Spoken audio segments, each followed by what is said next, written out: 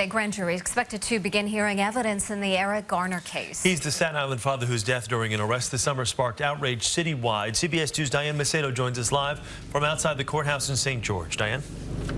That's right, Chris and Mary. It's been more than 2 months since Eric Garner was killed during an arrest over the sale of loose cigarettes. That happened back in July. Today, we're told a grand jury will start deliberating the process of whether there was a criminal element to that and to answer questions like whether it was ultimately a police chokehold that caused Garner's death and whether any of those police officers should be held criminally liable.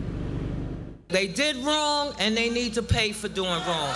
The family of Eric Garner may be one step closer to achieving that wish today, as a grand jury is expected to consider charges in the Staten Island man's death.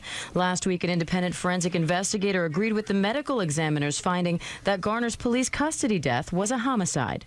Compression of the neck that prevents breathing, for example, trumps everything else. But while the family says the findings confirm the 43-year-old's death was caused by a police chokehold, PBA President Patrick Lynch says otherwise. The type of compression and damage to the neck and chest is consistent with life-saving techniques that EMS or emergency room technicians would do in a situation like this. It's consistent with that, not consistent with a chokehold. Officer Daniel Pantaleo, who put Garner in that apparent chokehold, has been stripped of his badge and gun since the incident. Another officer was also put on modified duty. In addition, 2 emergency medical technicians have been suspended after allegedly not providing CPR to Garner in a timely manner. Still, Police Commissioner Bill Bratton has maintained that neither the medical examiner's findings nor the video of the incident necessarily imply criminal wrongdoing. Everybody has a right to their opinion about what they saw in that video.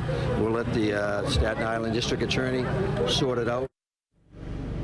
The grand jury is set to begin hearing a slew of evidence today and is expected to deliberate for several weeks before issuing any potential indictments in this case. Live in Staten Island, Diane Macedo, CBS 2 News.